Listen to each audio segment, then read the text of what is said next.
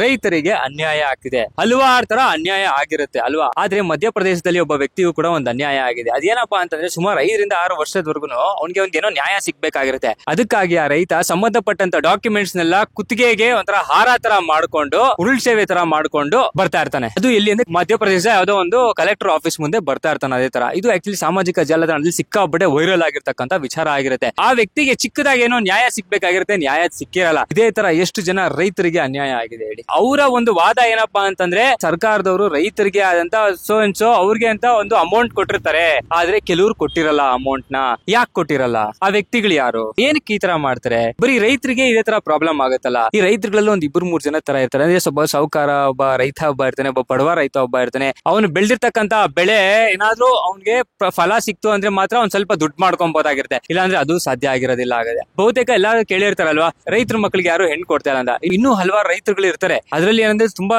ಚೆನ್ನಾಗಿ ದುಡ್ಡು ಸಂಪಾದನೆ ಮಾಡ್ತಿರ್ತಾರೆ. ಸಾಫ್ಟ್ವೇರ್ ಕಂಪನಿದಲ್ಲಿ ಕೆಲಸ ಮಾಡ್ತಿರ್ತಕ್ಕಂಥ ಎಂಪ್ಲಾಯಿಗಿಂತ ಜಾಸ್ತಿನೇ ದುಡಿತಿರ್ತಾರೆ, ಬಟ್ ಅವ್ರಿಗೆ ಹೆಣ್ಣು ಕೊಟ್ಟಿರಲ್ಲ. ಯಾಕೆಂದ್ರೆ ಅವ್ರಿಗೆ ರೈತರು ಹೆಂಗೆ ಸ್ಟೈಲ್ ಗಳು ಮಾಡಕ್ ಹೋಗಲ್ಲ, ಅವ್ರಿಗೆ ಅಫಿಷಿಯಲ್ ಬೇಕಾಗಿರಲ್ಲ. ಈಗ ಬೆಂಗಳೂರು ನೀವೇ ನೋಡಿರ್ತೀರ, ಎಲ್ಲಾ ಮಾಲ್ಸ್ ಗಳಲ್ಲಿ ಹೋಗಿರ್ತಾರೆ, ಎಲ್ಲ ಮಜಾ ಮಾಡಕ್ ಹೋಗಿರ್ತಾರಲ್ಲ. ರೈತರುಗಳಿಗೆ ಆತರ ಇಷ್ಟ ಇರೋದಿಲ್ಲ. ಅವ್ರಿಗೆ ಏನಂತಂದ್ರೆ ಅವ್ರು ಚೆನ್ನಾಗಿ ದುಡಿಬೇಕು, ಚೆನ್ನಾಗಿ ಸಂಪಾದನೆ ಮಾಡ್ಬೇಕು, ಹೆಂಡತಿ ಮಕ್ಳು ಚೆನ್ನಾಗಿರ್ಬೇಕು ಅಂತ. ಆದ್ರೆ ಇಲ್ಲಿರ್ತಕ್ಕಂಥ ಕೆಲವರು ಇರ್ಬೋದೇನೋ ಹೆಣ್ಮಕ್ಳು ಆತರ ಇರ್ಬೋದು, ಅಕ್ಸೆಪ್ಟ್ ಮಾಡಲ್ಲ ರೈತರ ಮಕ್ಕಳನ್ನ ಮದ್ವೆ ಆಗೋದಕ್ಕೆ. ಯಾಕೆ ಅಂತಾನೆ ಹೇಳಕ್ ಆಗಲ್ಲ. ಯಾಕಂದ್ರೆ ಅವರು ರೈತ ಆಗ್ತಾರೆ, ನಾವು ಫ್ಯಾಷನ್ ಮಾಡಕ್ ಆಗಲ್ಲ, ಸ್ಟೈಲ್ ಮಾಡಕ್ ಆಗಲ್ಲ ಅನ್ನೋತರ ಅವ್ರ ಆಲೋಚನೆ ಇರ್ಬೋದೇನೋ. ಸೊ ಇದಕ್ಕಾಗಿ ಅಂದ್ರೆ ಇದು ಜಸ್ಟ್ ಒಂದು ಸಿಂಪಲ್ ಫ್ಯಾಕ್ಟ್ ಆಗುತ್ತೆ. ಇನ್ನು ಹಲವಾರು ತರ ರೈತ ಆಕ್ಚುಲಿ ಸಿಕ್ಕಾಪಟ್ಟೆ ಕಷ್ಟ ಪಡ್ತಿರ್ತಾನೆ. ಆ ತೊಂದರೆಗಳನ್ನ ಸಾಲ್ವ್ ಮಾಡುವುದಕ್ಕೆ ಆಗ್ತಿರಲ್ಲ. ಯಾಕೆ ಅಂದ್ರೆ ಹಲವಾರು ಜನ ಅವ್ರಿಗೆ ನಾನಾ ರೀತಿಯಿಂದ ದಬ್ಬಾಳಿಕೆ ಮಾಡ್ತಿರ್ತಾರೆ. ಯಾಕಂದ್ರೆ ಅವ್ರಿಗೆ ಸಿಗ್ಬೇಕಾಗಿರೋ ಅಮೌಂಟ್ ಸಿಗ್ತಾ ಇರಲ್ಲ ಪ್ರಾಪರ್ ಆಗಿ. ಎಷ್ಟೊಂದ್ ಜನ ರೈತರಿಗೆ ಇದೇ ಪ್ರಾಬ್ಲಮ್ ಆಗಿರುತ್ತೆ. ಅದಕ್ಕಾಗಿ ಅವ್ರ ಜಮೀನ್ಗಳೆಲ್ಲ ಇನ್ನೊಬ್ಬರಿಗೆ ಮಾರ್ಬಿಟ್ಟು ಅವರು ಯಾವ್ದೋ ಒಂದು ಬೇರೆ ಸಣ್ಣ ಪುಟ್ಟ ಬೋಂಡ ಅಂಗಡಿನೋ ಬೇರೆ ಯಾವ್ದೋ ಹೋಟೆಲ್ಸ್ ಮಾಡ್ತಿರ್ತಾರೆ. ಅದಕ್ಕಾಗಿ ಎಲ್ಲ ರೈತರನ್ನ ಉಳಿಸ್ಕೊಳ್ಳೋದಕ್ಕೆ ಪ್ರಯತ್ನ ಮಾಡ್ಬೇಕಾಗಿರುತ್ತೆ. ಪ್ರತಿಯೊಬ್ಬರು ಸರ್ಕಾರನೇ ಆಕ್ಚುಲಿ ಉಳಿಸ್ಕೊಬೇಕಾಗಿರುತ್ತೆ. ಈ ಸರ್ಕಾರದವ್ರನ್ನೇ ಬಿಡೋ ರೈತರಿಗೆ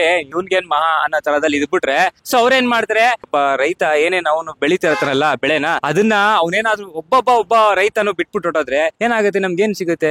ಏನು ಸಿಗಲ್ಲ. ಅಕ್ಕಿನೂ ಇರಲ್ಲ, ಬೆಳೆನೂ ಇರಲ್ಲ, ಏನು ಸಿಗಲ್ಲ ನಮ್ಗೆ. ಆದಷ್ಟು ಎಲ್ಲಾ ರೈತರು ಕೂಡ ನ್ಯಾಯ ದೊರಕಿಸುವುದಕ್ಕೆ ಪ್ರಯತ್ನ ಮಾಡಿ, ಸಂಬಂಧಪಟ್ಟ ರೈತನ ಡಾಕ್ಯುಮೆಂಟ್ಸ್ ನ ಪರಿಶೀಲನೆ ಮಾಡಿ, ಅವ್ರಿಗೆ ನ್ಯಾಯ ಸಿಗ್ಬೇಕು ಅದನ್ನ ನ್ಯಾಯ ದೊರಕಿಸಿ. ಅದಾದ್ಮೇಲೆ ಸಾಮಾಜಿಕ ಜಾಲತಾಣದಲ್ಲಿ ಅವ್ರ ಬಗ್ಗೆ ಇನ್ನೊಂದಷ್ಟು ವಿಚಾರಗಳನ್ನ ತಿಳಿಸುವುದಕ್ಕೆ ಪ್ರಯತ್ನ ಮಾಡಿ, ಶೇರ್ ಮಾಡಿ, ಅವ್ರಿಗೂ ಕೂಡ ಸಹಾಯ ಆಗುತ್ತೆ. ಯಾಕಂದ್ರೆ ಅವ್ರಿಗೆ ನ್ಯಾಯ ಸಿಕ್ಕಿದ್ರೆ ಇನ್ನೊಂದಷ್ಟು ಅವರು ಕೂಡ ಬೆಳೆನ ಬೆಳೆಸಬಹುದು ಅಲ್ವಾ. ಇದು ಆಕ್ಚುಲಿ ಜಸ್ಟ್ ಜನರಲ್ ಅಪ್ಡೇಟ್ ಆಗಿರುತ್ತೆ, ಯಾರಿಗೂ ಹರ್ಟ್ ಮಾಡ್ಬೇಕಂತ ನನ್ನ ಉದ್ದೇಶ ಅಲ್ಲ. ಸಾಮಾಜಿಕ ಜಾಲತಾಣದಲ್ಲಿ ಒಂದು ವಿಡಿಯೋ ವೈರಲ್ ಆಗಿತ್ತು, ಆ ವಿಚಾರನ ನಾನು ತಿಳಿಸುವುದಕ್ಕೆ ಪ್ರಯತ್ನ ಮಾಡಿದ್ದೀನಿ. ಇನ್ನು ಹಲವಾರು ವಿಚಾರ ಇದೆ ರೈತರುಗಳ ಬಗ್ಗೆ ಹೇಳಕ್ಕೆ, ಇನ್ನು ತುಂಬಾ ವಿಚಾರಗಳಿದೆ. ಸೊ ಆ ವಿಚಾರ ನಿಮ್ಗೆ ಏನಾದ್ರು ಗೊತ್ತಿದೆ ದಯವಿಟ್ಟು ಈ ವಿಡಿಯೋದ ಕಾಮೆಂಟ್ ಮುಖಾಂತರ ನಮ್ಗೆ ತಿಳಿಸಿ.